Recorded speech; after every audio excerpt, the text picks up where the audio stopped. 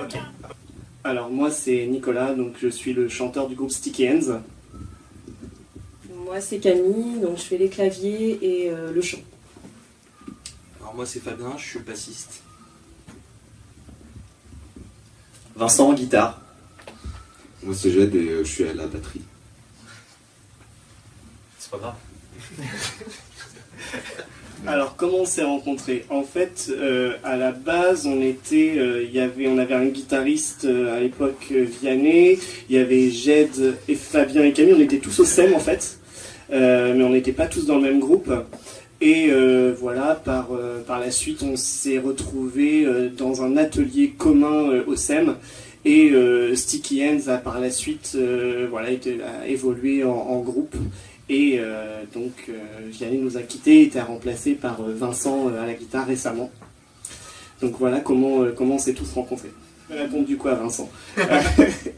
Donc oui, ça fait donc à peu près maintenant 5 ans qu'on joue tous ensemble. Sticky Hands, en fait, on a trouvé le nom de ce groupe-là dans le texte d'une chanson qu'on adorait jouer et qu'on joue toujours, qui s'appelle I Got You Man des Sweet Vandals. C'est une chanson que Jed nous a fait découvrir. Et en fait, on cherchait un nom de groupe et on a un peu galéré pendant un certain temps à trouver un nom de groupe. Et en fait, un jour, dans le texte des paroles, on s'est dit, Sticky Hands, ça sonne bien. Et puis, on l'a conservé comme nom de groupe. C'est-à-dire que moi, à la base, je voulais qu'on s'appelle le Merci pour le steak. Mais j'ai jamais opté pour Sticky Hands, ça, j'étais pas d'accord. Moi j'aurais voté pour le steak. J'étais la voix contre. Et voilà, et comme la majorité l'a emporté, c'est devenu Sticky Hands et pas Merci pour le steak.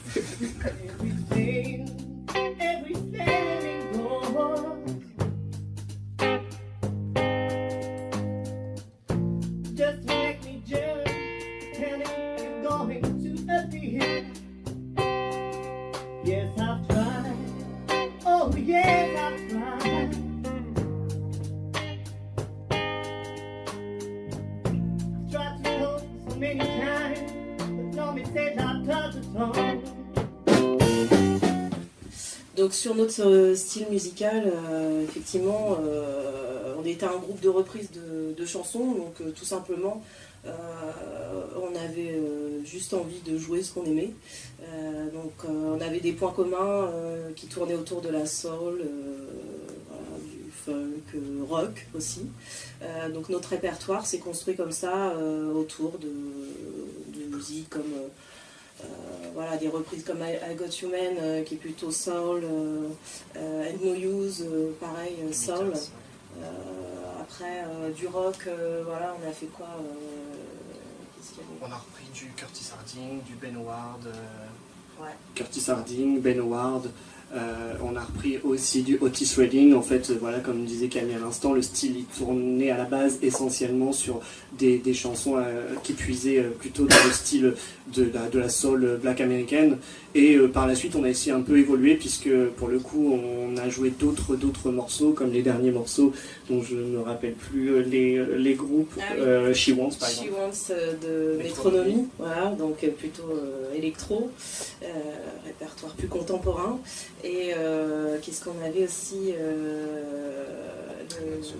les petits jeunes là The Parcels, qui est un groupe tout récent, qui est My Enemy, voilà.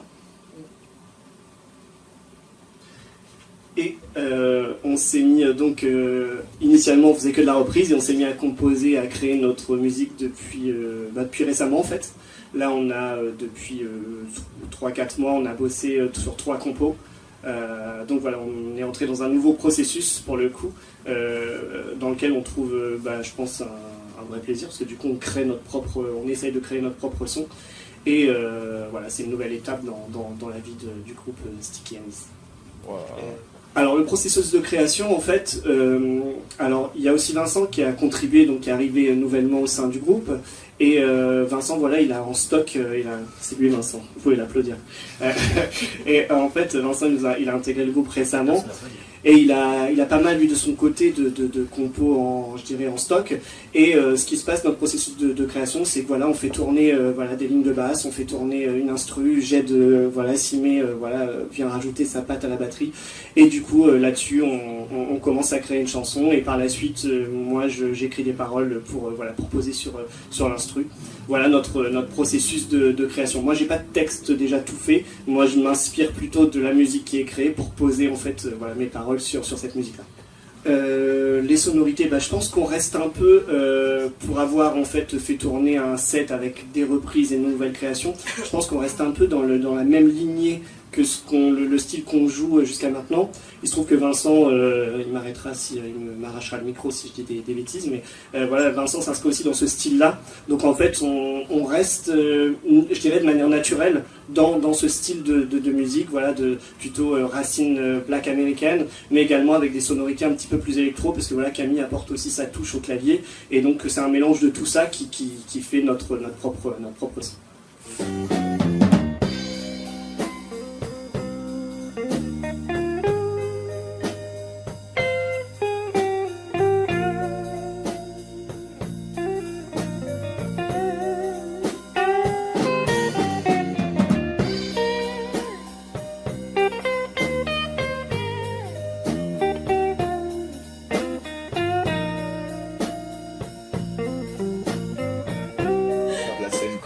Notre rapport à la scène, il est assez aléatoire dans l'ensemble. C'est-à-dire qu'il y a des périodes où on va jouer beaucoup sur 2 mois et après pendant 10 mois on n'a rien.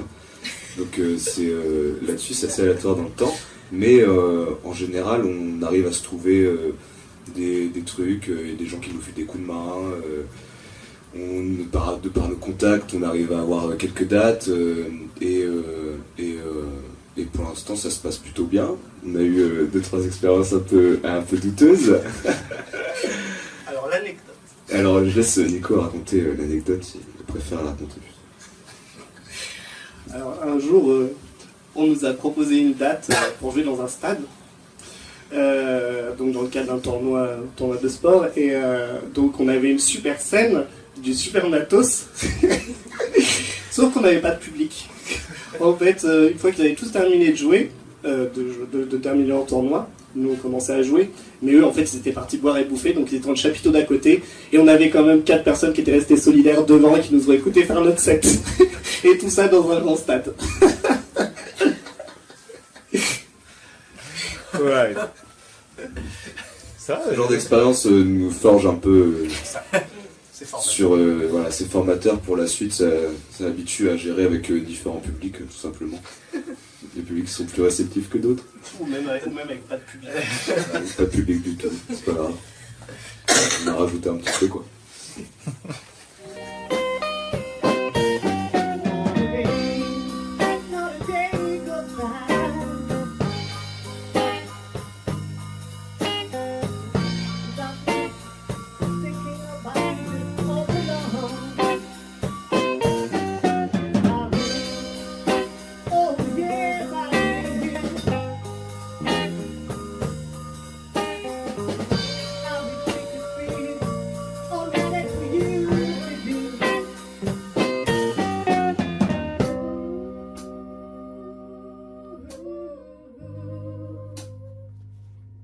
En fait, pour les réseaux sociaux, on est vraiment très à la ramasse. Pour le coup, on se focus vraiment sur notre musique, pas vraiment sur la promotion de notre musique. Donc c'est vrai qu'on n'a pas de page Facebook. On a une page YouTube avec quelques vidéos de concerts qu'on a pu faire, notamment au Petit Théâtre, sur la scène de la Fête de la Musique, je crois qu'il doit y avoir aussi des scènes au Sonic.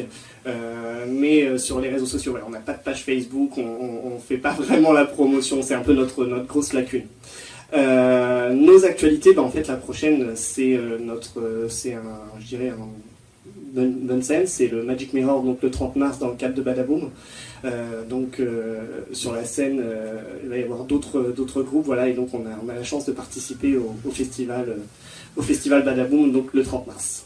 Donc voilà notre prochaine, l'actualité la plus proche. Tout de suite, nos ambitions, elles sont assez simples en fait. C'est juste créer, comme disait Nico, essayer de créer notre son le plus possible, prendre de l'expérience et choper voilà, des dates quand on peut et aller vraiment étape par étape, c'est-à-dire rien brûler, quoi, aller de l'avant tranquillement, pas se prendre la tête. C'est le mot d'ordre là pour l'instant. Juste prendre du plaisir, du kiff, et puis voilà.